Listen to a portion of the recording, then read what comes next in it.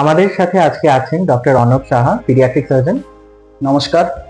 আমাদের কাছে গত সপ্তাহে একটা 25 দিনের বাচ্চা আসে, শ্বাসকষ্ট নিয়ে আসে, এবং তার কাছে একটা এক্সরে করা ছিল, যাতে দেখা যাচ্ছিল যে একটা পর্দা বা আমাদের যে চেস্ট আর অ্যাবডোমেন, বুক আর পেটের মাঝখানে যে পর্দাটা থাকে, সেটার মনে হচ্ছিল এক্সরেটা দেখে যে সেটা যতটা ভাবে থাকা উচিত সেরকম ভাবে সেটা ছিল না, এবং তার ফলে এক্সরে এবং পরবর্তীকালে সোনোগ্রাফি এবং সিটি স্ক্যানে যেটা আমরা দেখলাম যে লিভারটা অনেকটাই বুকে উঠে আছে এবং একদিকের ফুসফুস অনেকটা ভাবেই অপরিণত এবং বেবির খুবই শ্বাসকষ্ট হচ্ছিল। এর আগে আসানসোলে এই সমস্যাগুলো হলে বাচ্চাদেরকে হয় কলকাতা নয়তো কলকাতার বাইরেও নিয়ে যেতে হতো অপারেশনের জন্য, কিন্তু বেবির যে অবস্থায় যে বেবি আমাদের কাছে এসেছিল তাতে বেবিকে এত দূর পাঠানোটা অলমোস্ট ইম্পসিবল ছিল। বেবি একটা সার্জিক্যাল প্রবলেম দেখা যায়, যেটা ডক্টর অর্ণব সাহা উনি বিস্তারিতভাবে এক্সপ্লেন করবেন আপনাদেরকে সমস্যাটা কি এবং তার সমাধান আমরা আসানসোল হেলথ ওয়ার্ল্ড হসপিটালে কিভাবে খুঁজে বের করতে পেরেছি।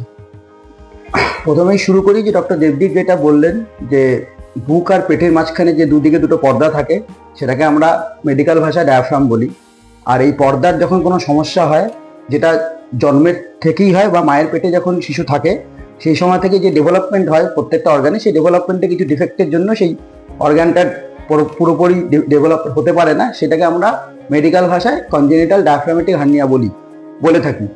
এই হার্নিয়াটা মেনলি 80% ক্ষেত্রে বাঁদিকে হয়, খুব রেয়ারলি 20% ক্ষেত্রে ডান দিকে হয়। আর ডান দিকে যেটা হলে সমস্যা হয় যে যেহেতু ডান দিকে আমাদের পেটে লিভার থাকে, তো সেটা অপারেশনের ক্ষেত্রে যথেষ্ট বাধা হয়ে দাঁড়ায়। সেক্ষেত্রে পেট খুলে অপারেশন করা বা ল্যাপারোস্কোপির দ্বারা অপারেশন করা সম্ভব হয়ে ওঠে না। সেক্ষেত্রে আমাদের কাছে একমাত্র ওইটুকু ছোট বাচ্চার বুক কেটে সেই লাংসের নিচে দিয়ে গিয়ে হৃৎপিণ্ডটাকে সরিয়ে সেই অপারেশনটা করতে হয়। তো এই ক্ষেত্রে আমরা সিটি স্ক্যান, যেটা পেশেন্টটা এসেছিল অন্য হসপিটাল থেকে, তারপর আমরা সিটি স্ক্যান করে যেটা দেখি এবং কনফার্ম হই যে আলটিমেটলি ওই তার ডায়াফ্রামের সমস্যাটা আছে। তো আলটিমেটলি আমরা ডিসিশন নিই যে অপারেশন করতেই হবে। বাড়ির লোককে বোঝানোর পর ও তাদের সম্মতির পর আমরা অপারেশনটা করি।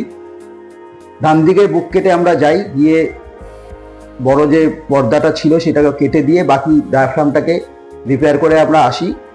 বাচ্চা পরবর্তীকালে আমরা ভেন্টিলেটারে 24 ঘন্টার ওপর ছিল, 24-26 ঘন্টা। তারপর বাচ্চাকে আমরা ভেন্টিলেটর থেকে বের করে আস্তে আস্তে স্টেবল করে 1 সপ্তাহের মাথায় আমরা বাচ্চাকে মোটামুটি মায়ের হাতে সুস্থ স্বাভাবিকভাবে সুস্থ জীবনে তুলে দিতে সক্ষম হয়েছি। এই ছোট্ট শিশুটির প্রয়োজন ছিল মাল্টি স্পেশালিটি কেয়ার, যেটা এর আগে আসানসোলে নিউবর্ন বেবিদের ক্ষেত্রে একটা বিশাল বড় একটা ল্যাকিউনা, একটা গ্যাপ ছিল, যার ফলে অনেক বাচ্চাকেই অনেক দূর অব্দি রেফার করতে হতো। এই মুহূর্তে আমাদের হেলথ ওয়ার্ল্ড হসপিটালের এনআইসিইউ আমাদের সব রকম লেটেস্ট গ্যাজেটস এবং টেকনোলজি দিয়ে ইকুইপড।